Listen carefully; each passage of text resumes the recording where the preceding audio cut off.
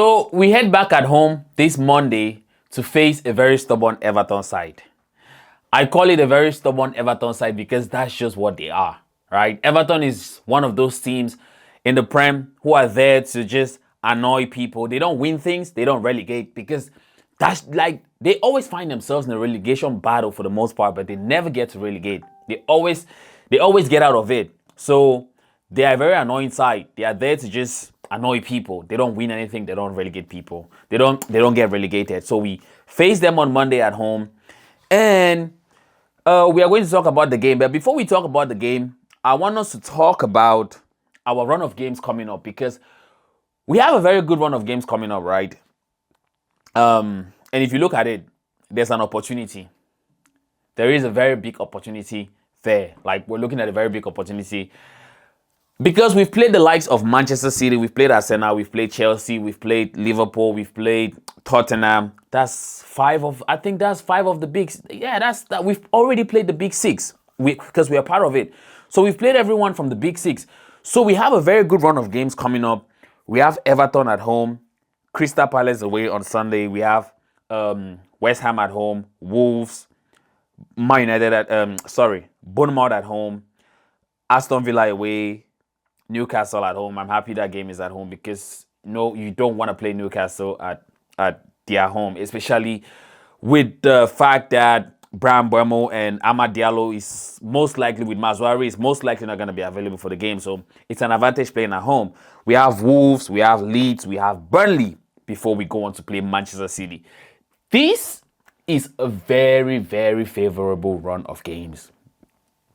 And looking at these games, like, we need to win at least, how many of them? 1, 2, 3, 4, 5, 6, 7, 8, 9, 10. We need to be looking to win at least 6. At least, when I say at least, that means we should be aiming to win more. Let's say 8 or 10, if possible. Very unlikely to happen.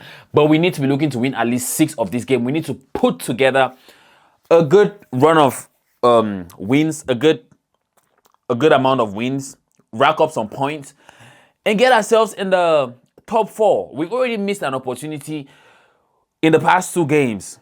We dropped 4 points from the past 2 games. We came away with 2 draws. We played 2 away games and we came away with 2 draws, dropped 4 points. There was an opportunity to go to get ourselves amongst the top 4, which we did not take advantage of. So it is very important now, going into this run of games, that we take advantage of it. We rack up as many points as possible, especially going into December, because we're going to be missing a number of players. We're going to be missing a number of players that December, and we don't know how it's going to affect us yet. I hope that we can make it through. I believe we're going to make it through, but it's, like I said, it's very important that we rack up some points from these games. But then let's switch our focus back to the Everton game, because that's why we're here.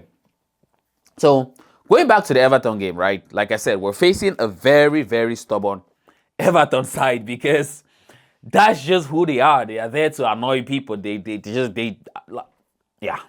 annoy everyone. But Everton this season has been very good. I'm not even gonna lie, compared to other seasons. They have 15 points, we have 18 points. So it's just a 3 points different. Their last game, they won 2-0 against Fulham. Fulham, who we had a tie game against them. So they are doing pretty well, especially with the addition of Jack Grealish this season. Like, he has massively contributed to their success this season. He's a serious threat. And I don't know if it's just because he could not handle the pressure at Manchester City, or it's because it's a World Cup year. Players tend to perform differently when it comes to World Cup year because they want to play the World Cup. So I don't know if that's part of it, or it's just because Jack Grealish is a good player who cannot play at a club like Manchester City. He needs a club where he's the main man. But they have the likes of Jack Grealish. They have the likes of Njai. Those are two very, very threatening players that we need to keep an eye on going into this game, right? But please, if this is your first time on Red Side Rants, please subscribe as we dive in and talk about the game. We talk more about the game. So basically what we're going to do is we're going to talk about our opponents, which is Everton. We're going to talk about Manchester United. We're going to talk about the lineup, and then we're going to talk about the score prediction. But like I said, Jack Grealish and Jai, they are very threatening players. We need to keep an eye on them. It's like their strikers have not been doing well this season. They have Barry and Beto, but neither of them has hit the ground running. But what we have seen is the likes of Jai, the likes of their midfielder, Drewsbury Hall, Jack Grealish, they've been contributing. So we have to keep an eye on those players because it's going to be a very fierce, intense game. Everton is going to try to make it very difficult for us. And one of the reasons why I say this is because David Moyes is their coach. And if anyone who has been following Manchester United for a while now, after Sir Alex Ferguson left, David Moyes was appointed. But he only lasted for about 10 months. So there is a little bit of a personal vendetta going into this game. Because that's just how it is whenever we face David Moyes. There is that personal vendetta. There is that little side of him that still wants some revenge. Because he feels like he did not get backed enough by Manchester United when he got appointed. He got sacked so soon. He did not get backed and he got sacked. I think it was like 10 months, if I'm not right. If I'm wrong, please let me know in the comment section. But there's a personal vendetta going into this game. So it's going to be one of those games where it's going to be really, really, really tough. Good thing is we play at home. We are very good at home this season. Like, I have so much confidence when we play at home. But another player we have to keep an eye on going into this game is James Garner, right? James Garner. I think he was sold under Eric Ten Hag. Ten Hag sold so many promising academy players to the point where sometimes it's just like very annoying. We have the likes of James Garner. We have Scott McTominay. We have Alvaro Carreras. Fernandez is now at Real Madrid. Yeah, so many good players. But yeah, that's a player we have to keep an eye on. We have to keep an eye on him because he came out of our academy. And I think we are still tracking him. Recently, there was some stories that came up about Manchester United still keeping track of the player. I know whenever we face old players, stories like this come up. I don't know if it's just a spin-off, it's just to create some noise, or it's true. But that was some story around it. But Everton, they are going to sit back. If you ask me, I think going into this game, Everton is going to sit back. They are going to try and make it difficult for us to break them down. They are already a very good side when they sit back. And now everyone knows that Manchester United struggles, right? When teams sit back, Manchester United struggles. Because that's just, if you look at our stats this season, whenever we give away the possession, we tend to come out on top. But whenever we keep possession, we tend to fail to create a lot of chances because it's like we're more threatening, we're more attacking when we attack on the break. But when we have to keep the possession and break teams down, it's very difficult. And that's one thing we need to address. It comes down to our midfield. Our midfielders need to make things happen. But it's not just happening. So, like I said, it's one of those games where Everton just have to sit back, and I believe that's what they are going to do. First off, we play at home. The crowd is going to be behind us. Everton does not want to come to Old Trafford and go toe-to-toe with Manchester United. If you want to go toe-to-toe with Manchester United at Old Trafford this season, I think you're going to get ran through. Even Arsenal could not handle it. So Everton is going to sit back and make it difficult for us to break them down, which I think that's where we have a problem because we don't know how to break teams down. We struggle. Let's be honest with ourselves. We struggle to break things down, some teams down, and that's something that needs to be addressed. But hopefully we can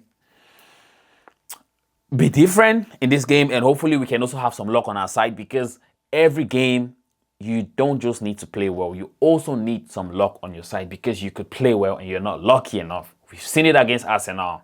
We've seen it in a couple games. It's just how football is. Football gods. So let's now talk about Manchester United, right? going into this game, how we feel, what the news is, and talk about the team.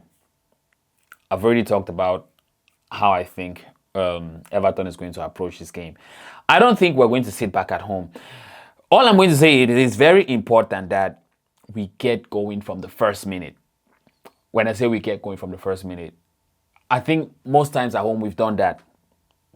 But sometimes it's like the players switch off. So the players need to be alert from the first minute, and we need to attack Everton from the first minute. We need to try as much as possible to end that game in the first half. If you can go into halftime 2-0 up, even if it's just 1-0, you get an early goal, you can now dictate the game. You can now set the tempo for the game. You can now, control the game. But if we don't get an early goal, right, we risk falling into a trap where Everton grows. They just grow and grow and grow and grow into the game, and they just make it difficult for us. And games like that, it's usually, the opponent just usually gets one lucky chance, and that's how it ends. We've seen it against Tottenham. It's exactly what happened against Tottenham. They got their goal in the first half, but yeah. So we need to get an early goal against Everton. That way they can come out. If we get an early goal at home, they can come out. With the crowd behind us, I believe it's easier for us to go on and get 2 and get 3. It's easier for us to go back and go on and get 2 and get 3. But now, it boils down to how we approach the game. How we approach the game.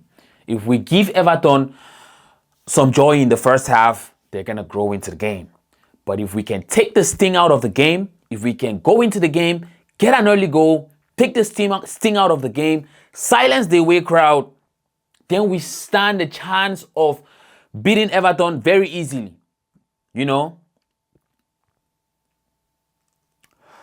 Also, Lisandro Martinez, right? He's going to be back for this game.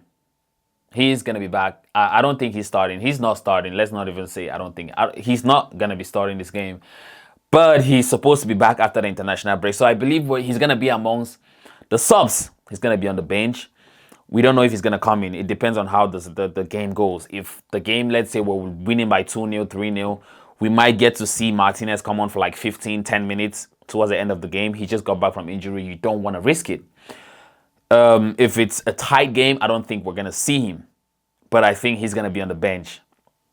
And, I'm very happy for Martinez to be back.